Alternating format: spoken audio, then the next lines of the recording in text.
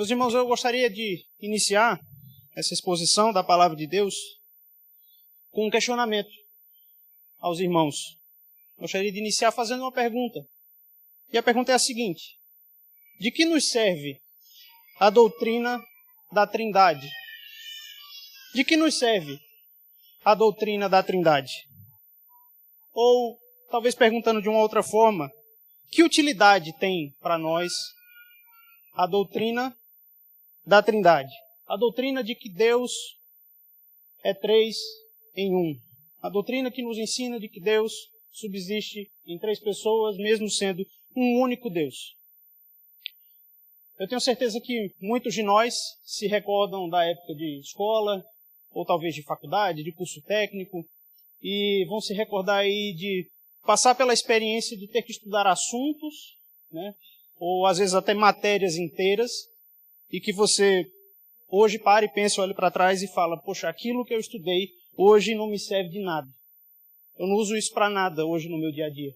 Aquilo que eu estudei, aquilo que eu passei às vezes horas, noites estudando para poder passar naquela prova, para passar naquela matéria, hoje eu não uso nada daquilo no que eu faço hoje no meu dia a dia, no meu trabalho, não me serve de nada. E eu acredito que talvez muitos de nós lidemos da mesma forma com a doutrina da Trindade.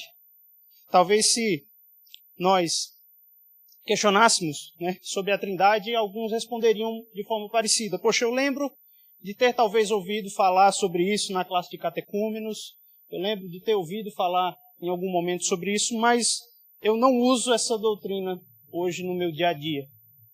Ela não tem talvez uma serventia tão grande no meu dia a dia.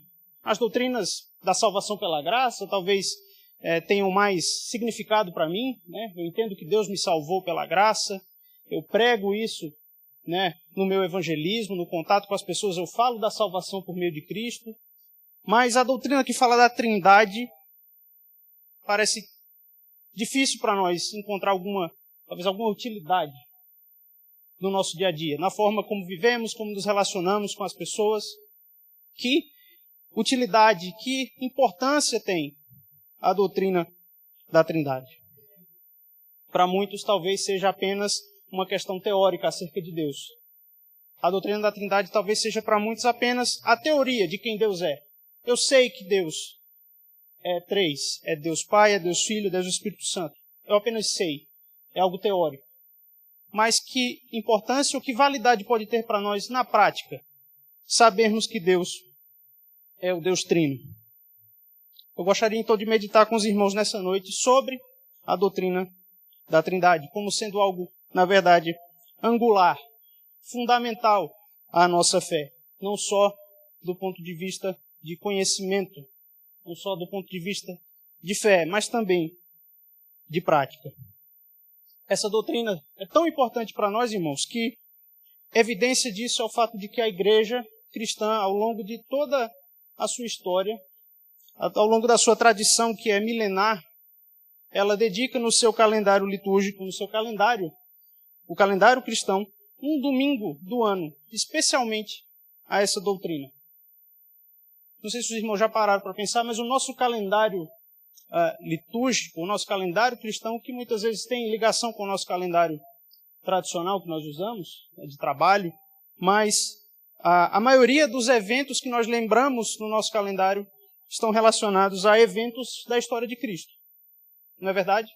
Nós celebramos ao longo do ano as principais celebrações, o Natal, que celebra ou relembra o nascimento de Cristo, um evento da vida de Cristo, a Páscoa, talvez os dois pontos principais do nosso calendário. Esses dois eventos tão marcantes da vida de Cristo. Na Páscoa lembramos sua morte e sua ressurreição. Ainda há muitos outros eventos da vida de Cristo que a igreja relembra todos os anos, mas que talvez não sejam tão comuns como o Natal e a Páscoa, como a visita dos magos, o seu batismo, a sua ascensão. Há ainda também o evento do Pentecostes, um evento da história, não mais da história de Cristo especificamente, mas da história da igreja, que também todos os anos a igreja cristã relembra. Evento esse que aconteceu 50 dias após a Páscoa. Evento esse que nós sabemos que faz referência a uma festa judaica que era celebrada 50 dias após a Páscoa, mas que hoje, no contexto cristão, nos traz à memória a descida do Espírito Santo sobre a igreja. Eventos calendáricos que a igreja, ao longo da história, vem colocando isso como prática, lembrar dessas coisas, meditar sobre essas coisas. Mas coube também a essa tradição cristã, e é importante pontuar isso, não se trata de ordenanças bíblicas, coisas que nós somos ordenados a fazer pelas Escrituras, trata-se de tradição, trata-se da tradição cristã que nos ajuda a meditarmos com mais frequência, com mais periodicidade sobre essas coisas. Mas coube a essa tradição também designar o primeiro domingo após esse conhecido como domingo de Pentecostes, o domingo 50 dias após a Páscoa. O próximo domingo ficou conhecido na tradição como o domingo da Trindade. E se você fizer aí as contas na sua cabeça, sabendo que nós comemoramos a Páscoa aí alguns meses atrás, se você fizer essas contas aí no seu calendário, você se dará conta de que esse domingo, ele é exatamente o dia de hoje. No dia de hoje, a igreja cristã, de forma tradicional, dedica esse domingo não a um evento da vida de Cristo, não a um evento da igreja, da história da igreja, mas a uma doutrina, a um ensinamento. E nós meditaremos hoje sobre como essa doutrina nos define. Essa doutrina nos define, nos caracteriza como cristãos. E sobre como essa doutrina também nos leva a proclamar ao mundo de forma clara e objetiva quem é o nosso Deus.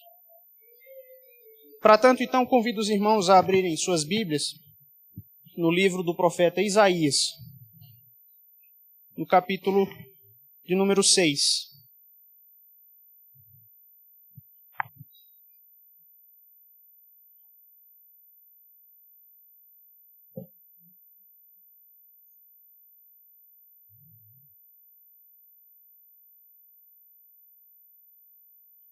Livro do profeta Isaías, capítulo 6. Nós vamos ler os versos de 1 a 10. Trecho que tem por título A Visão de Isaías e o Seu Chamamento. Todos encontraram, irmãos? Vou fazer a leitura, peço que os irmãos acompanhem com atenção. E diz assim a palavra do Senhor. No ano da morte do rei Uzias, eu vi o Senhor assentado sobre um alto e sublime trono, e as abas de suas vestes enchiam o templo. Serafins estavam por cima dele, cada um tinha 6 asas. Com 2 cobria o rosto, com 2 cobria os seus pés, e com 2 voava. E clamavam uns para os outros, dizendo, Santo, Santo, Santo é o Senhor dos exércitos. Toda a terra está cheia da sua glória. As bases do limiar se moveram à voz do que clamava, e a casa se encheu de fumaça. Então disse eu, ai de mim, estou perdido, porque sou homem de lábios impuros. Habito no meio de um povo de impuros lábios, e os meus olhos viram o Rei, o Senhor dos exércitos. Então um dos serafins voou para mim, trazendo na mão uma brasa viva, que tirara do altar com uma tenaz. Com a brasa tocou a minha boca e disse, eis que ela tocou os teus lábios. A tua iniquidade foi tirada, e perdoado o teu pecado. Depois disto, ouvi a voz do Senhor que dizia, a quem enviarei? E quem há de ir por nós? Disse eu, eis-me aqui, envia-me a mim. Então disse ele, vai e dize a este povo, ouvi, ouvi, e não entendais. Vede, vede, mas não percebais.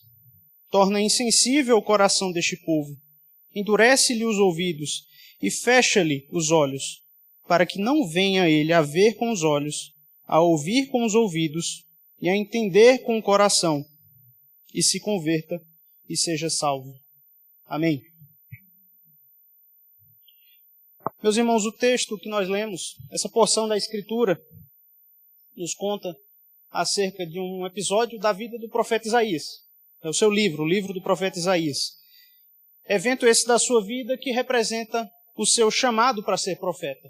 Isaías nos conta da visão que ele tem do Senhor, uma visão que ele tem de Deus e da sua glória e do seu chamado para ser um profeta no reino de Judá.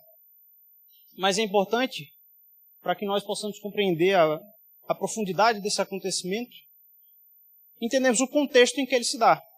Em que contexto Isaías vivia, estava, quando ele tem essa visão? Os irmãos percebem que no primeiro versículo nós já temos uma clara referência histórica. O primeiro versículo já nos situa num ponto específico da história de Judá, do Reino do Sul.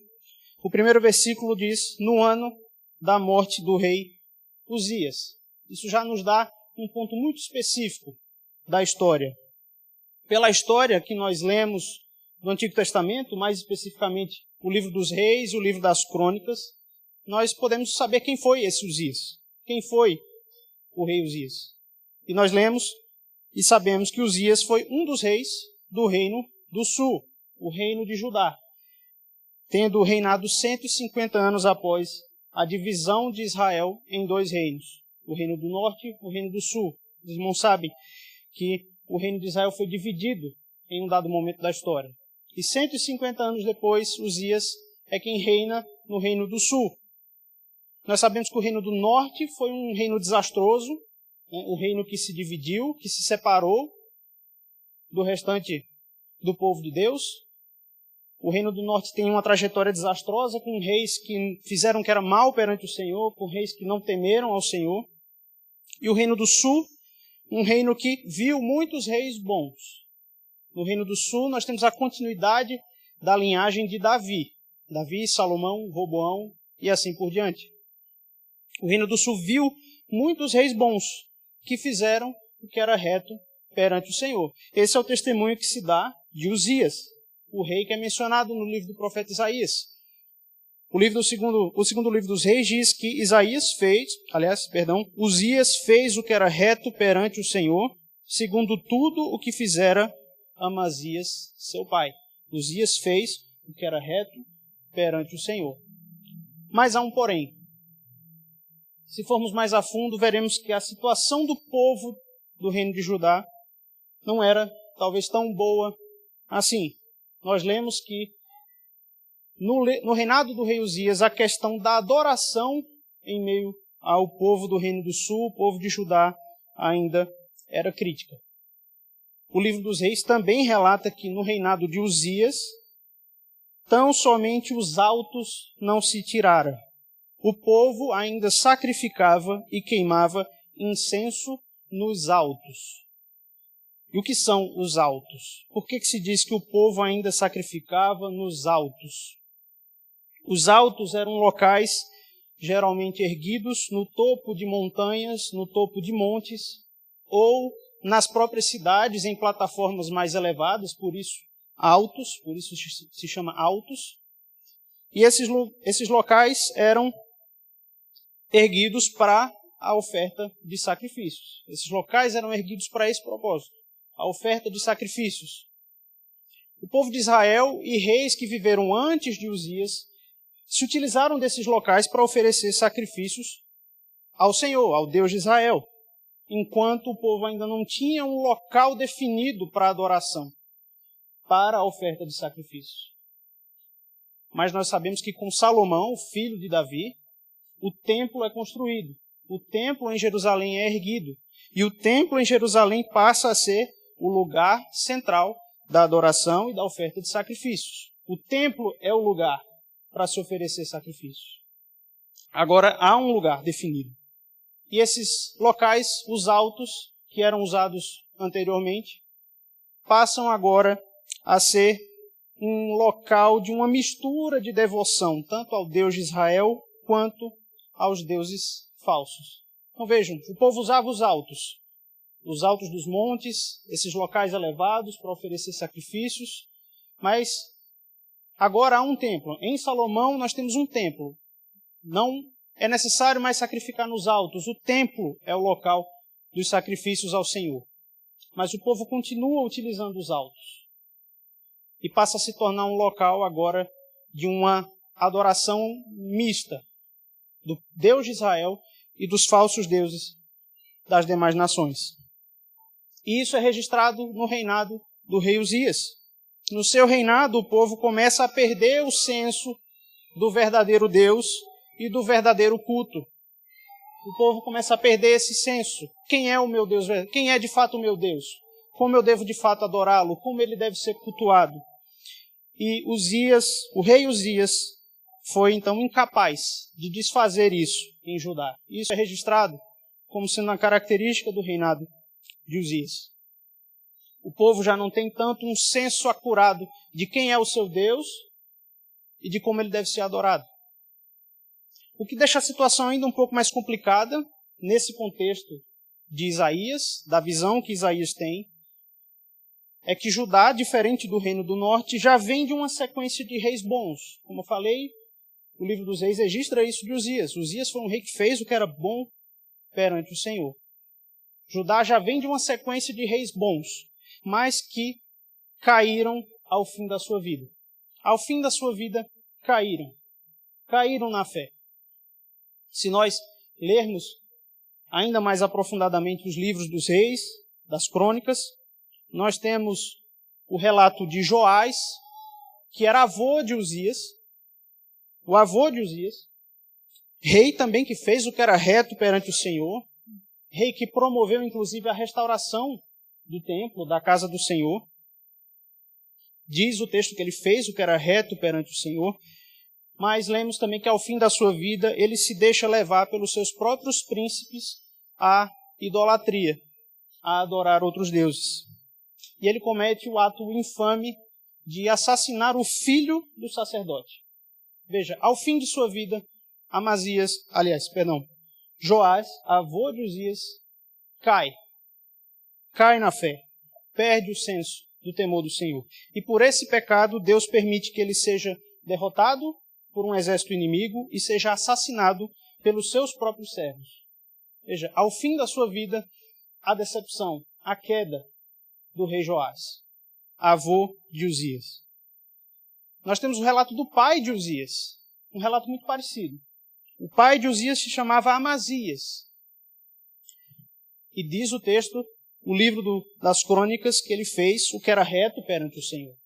Ele fez o que era reto perante o Senhor, mas o texto também diz, não, porém, com inteireza de coração, mas não com todo o seu coração. Ele fez o que era reto perante o Senhor, mas não por completo, não com o seu coração inteiro. E o texto diz, o povo ainda sacrificava e queimava incenso nos altos. Ou seja, aquilo que acontecia no reinado de Uzias já vinha dos reinados anteriores. Já no reinado de seu pai, o povo continuava sacrificando nos altos. A adoração estava comprometida. E nós lemos no relato das crônicas que Amazias também, no fim da sua vida, cai. Ele toma os deuses de outro povo como os seus e adora os deuses de outra nação. E por essa mesma razão, Deus permite que Amazias seja também derrotado pelo reino do norte, o rei de Israel, fosse preso e também fosse, por fim, assassinado pelos seus próprios súditos. Veja que fim trágico, para um rei que disse que fez o que era reto perante o Senhor, mas ao fim da vida cai. É levado pelos seus próprios próximos à idolatria. E como consequência disso, Deus permite que ele seja assassinado, que ele seja derrotado. Veja que fim trágico. E chegamos ao próprio Uzias, neto de Joás, filho de Amazias, o rei que é mencionado no livro de Isaías, o trecho que nós lemos. A história do rei Uzias não é tão diferente. O texto diz que Uzias fez o que era reto perante o Senhor. Também. E mais que isso, Uzias era um grande homem de guerra. Uzias foi o rei, e isso é registrado no livro das crônicas, que ele pôs em ordem as tropas do exército dos judeus. e equipou as tropas do exército com o que havia da tecnologia mais avançada da época. Foi um homem forte, um homem de guerra. O texto diz que as tropas de Uzias faziam guerra com grande poder para ajudar o rei contra os inimigos. E que a fama de Uzias divulgou-se até muito longe, porque foi maravilhosamente ajudado até que se tornou forte. Veja, a esperança é reacendida. Agora nós temos um rei que é forte, que não vai ser mais derrotado pelos inimigos. Ele equipou os exércitos, ele treinou os exércitos, as tropas estão prontas. A nossa esperança agora chegou. Uzias, um rei forte, um rei poderoso. A sua fama se alastrou até muito longe. A esperança é reacendida nesse novo rei. Mas também lemos que Uzias, na sua força, se exalta para a sua própria ruína e ele comete também transgressão contra o Senhor. O livro das Crônicas relata também que Uzias tornou-se tão forte que se exaltou e decidiu tomar para si uma prerrogativa que não era sua. Era a prerrogativa dos sacerdotes queimar incenso no altar do templo, e Uzias se exalta a ponto de querer tomar para si uma função que não era sua, que era dos sacerdotes. E por causa desse pecado, dessa arrogância, dessa exaltação, Uzias é atacado de lepra. E ficou leproso, diz o texto, até o dia da sua morte. Então, mais uma vez, um rei que faz o que é reto, que teme ao Senhor, mas que ao fim da sua vida cai. E o forte rei Uzias, esse homem de guerra, o homem dos exércitos de Israel, o chefe da nação, que comanda homens valentes, homens destros nas armas, ele morre leproso, excluído da nação de Israel, excluído do templo, excluído da casa do Senhor. Mais uma decepção. E é exatamente esse o contexto lá de Isaías. No ano da morte do rei Uzias, no ano da morte de mais um rei que nos decepcionou, que ao fim da sua vida caiu, que fez mais uma vez a esperança de um rei que vai resolver o problema da adoração em Israel, essa esperança se esvai mais uma vez. E reflitamos, irmãos, se já não podemos fazer um paralelo do contexto de Isaías 6 com os nossos dias. Não podemos dizer também que vivemos em meio a uma espiritualidade mista dentro do povo de Deus, dentro daqueles que se dizem povo de Deus, que se dizem cristãos.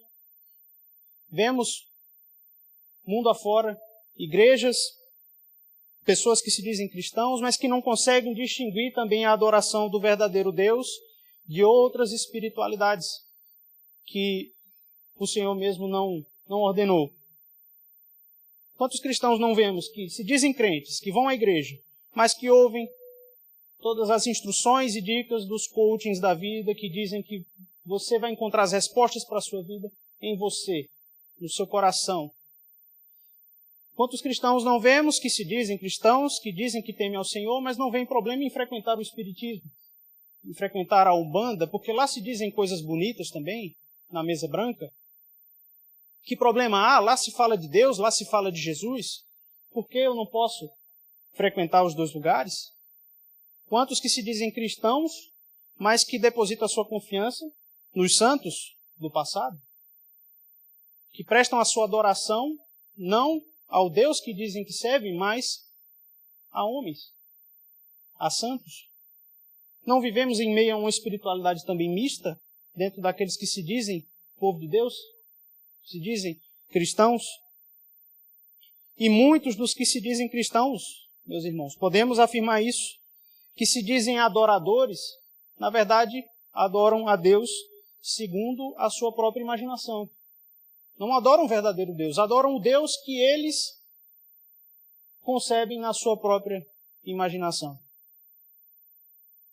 Confundindo, então, na verdade, irmãos, o culto a Deus com o culto de si mesmos. Aqueles que cultuam a Deus segundo a sua própria imaginação, o Deus que eles inventam para si, não cultuam a Deus. Cultuam a si mesmos. Cultuam aquilo que a sua mente é capaz de produzir. Vivemos ou não em uma realidade de espiritualidade mista? E também, assim como a esperança nos reis foi frequentemente decepcionada, como vimos nos exemplos de Joás, Amazias e Uzias?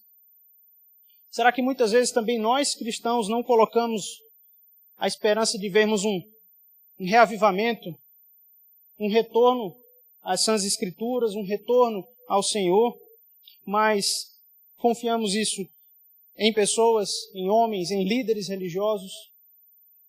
Não colocamos a nossa esperança de talvez ver o nosso país como um todo retornando aos valores cristãos, retornando aos bons costumes, retornando ao temor do Senhor como sendo regra e não exceção, mas colocamos essa confiança em homens, em políticos, que até colocam Deus nos seus slogans, nas suas frases de campanha, mas que nos decepcionam, mas que nós não reconhecemos mais aquele que se dizia antes um servo de Deus, e agora já não reconhecemos mais esse dito servo de Deus.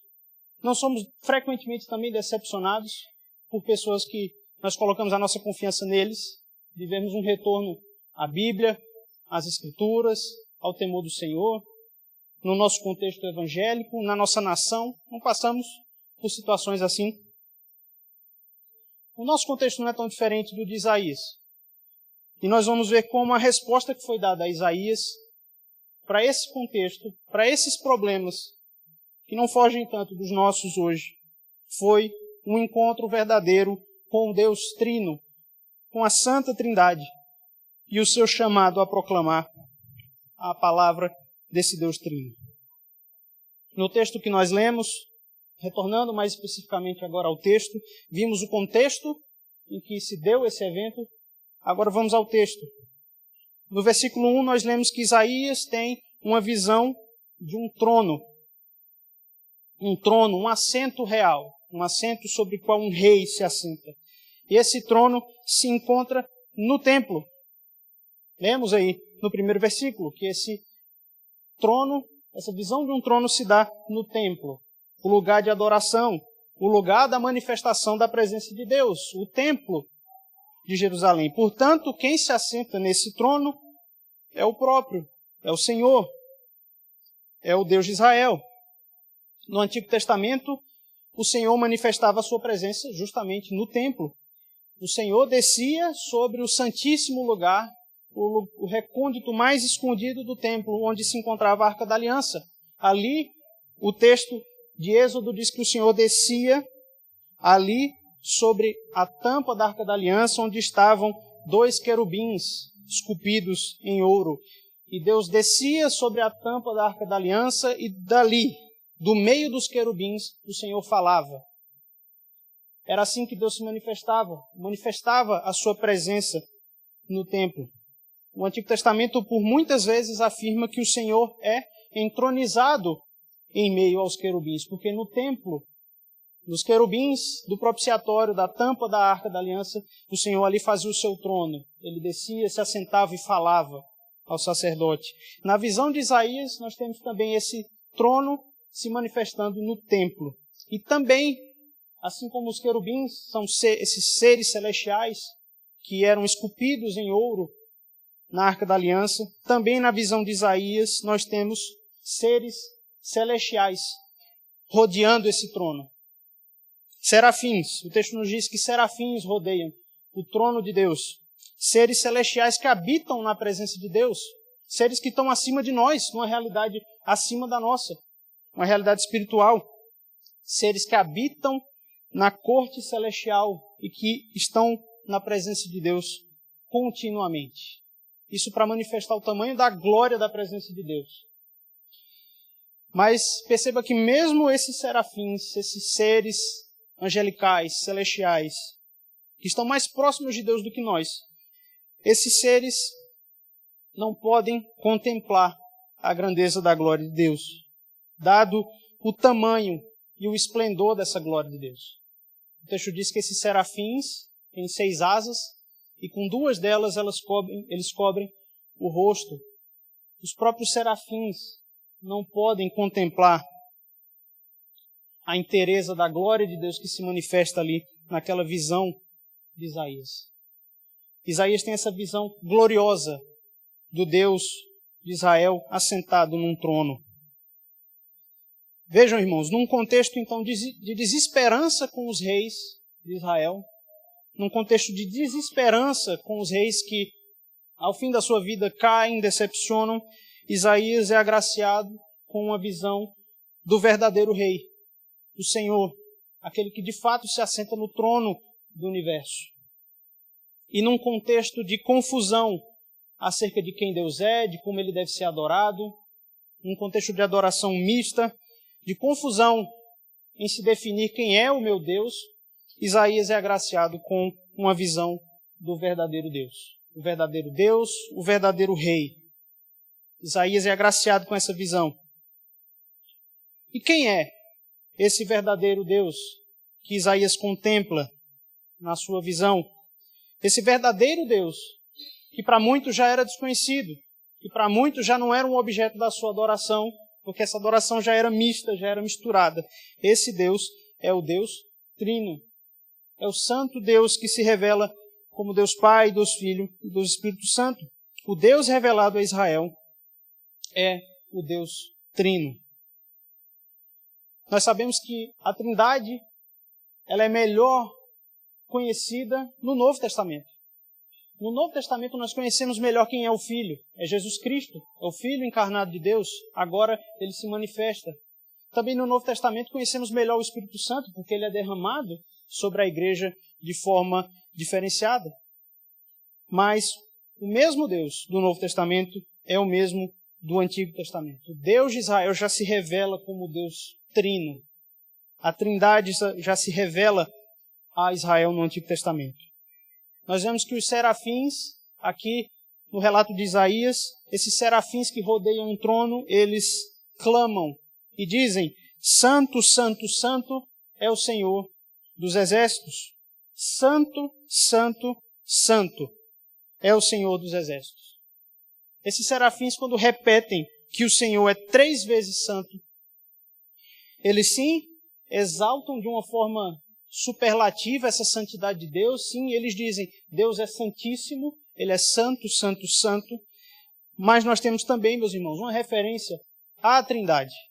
A subsistência desse Deus que se manifesta, que se revela em 3 pessoas. Ele é 3 vezes santo. Nós temos um comentário de um famoso teólogo e bispo do século IV chamado Ambrósio, que ao comentar essa passagem, falando acerca dessa fala dos serafins que dizem santo, santo, santo, 3 vezes santo, Ambrósio escreve que eles dizem isto não uma vez, para que ninguém creia que exista apenas um Deus. Uma pessoa, perdão. Não 2, para que não se exclua o Espírito.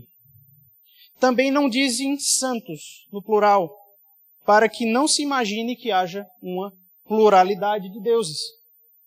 Eles repetem 3 vezes e dizem a mesma palavra, santo, de forma que você possa compreender a distinção das pessoas da Trindade e a unidade da divindade. Eles repetem a mesma palavra, santo, porque só há um Deus, mas repetem 3 vezes, porque há 3 pessoas no ser da divindade. Portanto, meus irmãos, Isaías tem uma visão do verdadeiro Deus, o Deus Trino, para que não haja mais confusão, para que a confusão seja resolvida. Quem é o Deus que eu adoro? Quem é o Deus do meu povo, o Deus de Israel? É o Deus Trino. É o Deus que se revela em 3 pessoas. E que Isaías teve uma visão desse Deus Trino, que não há igual sobre a terra, que não há igual nas demais nações. Ele é único, ele é o único Deus. Que Isaías teve essa visão do Deus Trino é confirmado posteriormente pelo próprio Novo Testamento. No Novo Testamento nós temos as confirmações disso, de que Isaías teve um encontro com o Deus Trino.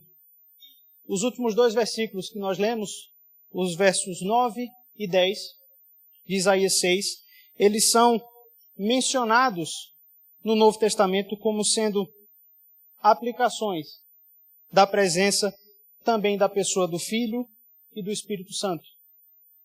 No Novo Testamento, nós temos o registro do apóstolo João, no seu evangelho, em João 12, que os judeus, ao não crerem nas palavras e nos sinais que Jesus realizou, eles cumprem os versículos 9 e 10 de Isaías 6.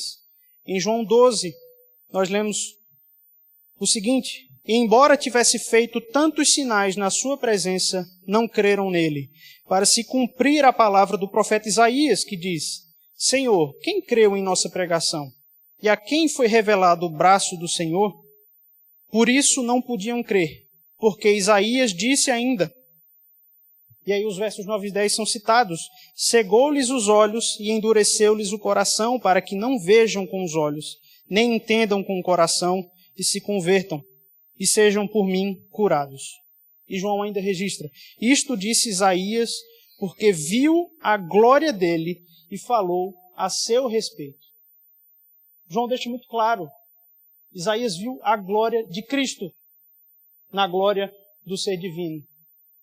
Foi a Cristo também que Isaías contemplou. Isaías contempla o Deus Pai revelado plenamente no Antigo Testamento como Criador, Todo-Poderoso, mas ele contempla também o Filho. E mais à frente, no livro dos Atos, Lucas registra a aplicação desses mesmos versos ao Espírito Santo. Lucas, ao registrar a passagem, a chegada de Paulo em Roma e o seu ministério de pregação ali em Roma, em Atos 28, Lucas registra que, havendo discordância entre eles, despediram-se, dizendo Paulo estas palavras. Quando as pessoas, os romanos, não creram na pregação de Paulo, Paulo disse: bem falou o Espírito Santo a vossos pais, por intermédio do profeta Isaías, quando disse: vai a este povo e dize-lhe: de ouvido ouvireis e não entendereis, vendo vereis e não percebereis. E os mesmos versos, 9 e 10 de Isaías 6, são repetidos, mas agora falando do Espírito Santo.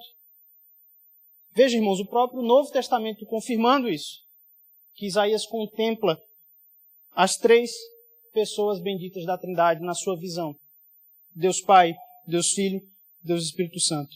Isaías tem, irmãos, então, essa visão majestosa da glória suprema de Deus, do Deus Pai, do Deus Filho e do Deus Espírito Santo. Muito bem, mas parece que está ainda na teoria. Parece que ainda não serve de muita coisa para a prática. É o conhecimento de Deus, é a teoria acerca de Deus, mas e a prática? Começamos a entender melhor a prática, meus irmãos. A utilidade prática, vamos colocar dessa forma, da doutrina da Trindade, quando entendemos que é esse mesmo Deus, o mesmo Deus com quem Isaías se encontrou, é esse mesmo Deus com quem nos encontramos nessa noite. O mesmo Deus que Isaías esteve na sua presença gloriosa é o Deus que está aqui, nesse exato momento, nessa noite. É o Deus em cuja presença nós estamos agora, e estamos todos os domingos, quando nos reunimos para lhe prestar culto. Em espírito, o Deus Trino se faz presente quando o seu povo se reúne para adoração. Não temos um lugar único, como era no templo de Jerusalém, da visão de Isaías. Não há um lugar específico à adoração, mas onde o povo de Deus se reúne para prestar culto, é na presença desse mesmo Deus que esse povo se encontra. E na liturgia desse culto que nós prestamos a Deus, Deus se relaciona conosco assim como ele se relacionou com Isaías. Na liturgia do culto, o mesmo Deus Trino que foi adorado pelos serafins que cantavam Santo, Santo, Santo é o Senhor dos Exércitos. Na liturgia do culto, nós adoramos esse mesmo Deus. É a esse mesmo Deus que nós também cantamos Santo, Santo, Santo. É o mesmo Deus que nós adoramos. Na liturgia do culto, diante da presença desse mesmo Deus Trino, é que nós confessamos nossos pecados, a nossa impureza diante do Senhor. Assim como Isaías, diante do Senhor, disse: ai de mim, estou perdido, porque sou um homem de lábios impuros. Assim como Isaías, diante da presença santa do Deus Trino, confessa a sua impureza, nós também confessamos as nossas impurezas, nossas faltas, nossos pecados. E o mesmo Deus Trino que tirou a iniquidade de Isaías, que perdoou o seu pecado, tocando na sua boca com a brasa viva, é o mesmo Deus que também perdoa os nossos pecados por meio do sacrifício de Cristo. Assim como Isaías ouve a voz do Deus Trino, nós, na liturgia do culto, nesse encontro com o Deus Trino, nós também ouvimos a sua voz pela palavra que é lida, que é exposta, que é aplicada. E assim como Isaías agora é enviado, quem há de ir por nós? Assim como Isaías é enviado a proclamar o arrependimento e a conversão, nós também somos enviados ao mundo para proclamação do Evangelho. O mesmo Deus que chamou a Isaías, o mesmo Deus Trino que chamou a Isaías e o enviou, é o Deus que nos chama e nos envia. Quando encerramos aqui o culto e vamos para as nossas casas e vamos enfrentar mais uma semana, que tenhamos essa compreensão, que estamos sendo enviados ao mundo pelo próprio Deus Trino, para assim como Isaías proclamar as verdades de Deus, proclamar o Evangelho, proclamar o ministério da reconciliação. Portanto, irmãos, a doutrina da Trindade encontra a sua importância, primeiro no fato de que a igreja, nós precisamos, de forma clara e objetiva, dizermos quem é o Deus a quem nós servimos. Nós não definimos quem é o Deus que nós servimos, mas Ele se define, Ele se revela. Nós apenas reconhecemos como Ele se revela. E no mundo da espiritualidade mista que nós vivemos, no mundo onde ser cristão não é tão ruim assim, contanto que eu seja cristão ao meu modo. Que o meu Deus seja o meu Deus. O Deus segundo a minha imaginação. Nesse contexto, é essencial que a igreja diga de forma clara e objetiva quem é o Deus a quem ela serve. Esse Deus é o Deus Trino. A doutrina da Trindade também encontra sua importância no fato de que é assim que Ele se revela. Deus não dá espaço à imaginação humana conceber quem seja Deus. Ele se revela como Ele é, e Ele se revela em como Ele deve ser adorado. Não há margem para a imaginação humana na adoração a Deus. Não há margem para nós escolhermos como devemos adorar a Deus. Ele assim determina. Ele assim se revela. E a doutrina da Trindade, irmãos, também encontra sua importância no fato de que é o Deus Trino quem nos envia ao mundo. A quem enviarei? E quem há de ir por nós? São essas as palavras de Deus a Isaías. Veja, a quem enviarei? O verbo está no singular. Enviarei, revelando um Deus único. Mas ele diz, e quem há de ir por nós? No plural, revelando que esse Deus que é único subsiste em 3 pessoas. Portanto, irmãos, é o mesmo Deus que nos envia ao mundo. É o mesmo Deus que nos envia a proclamar quem Ele é, a proclamar como Ele deve ser adorado, como Ele deve ser conhecido. E veja que Deus envia Isaías para proclamar a palavra do Senhor e as pessoas não se converteriam. Os corações seriam endurecidos, os ouvidos se fechariam. E muitas vezes é assim que se manifesta a proclamação do Evangelho pela igreja. Nós proclamamos o Evangelho, irmãos, para converter corações, mas também para endurecer corações. Não que isso parta de nós, mas a palavra do Senhor é a espada de 2 gumes. Diante do Evangelho, diante do Deus Trino, não há meio termo. Ou Deus aplica a sua graça e converte o coração do homem caído, ou ele simplesmente se endurece ainda mais.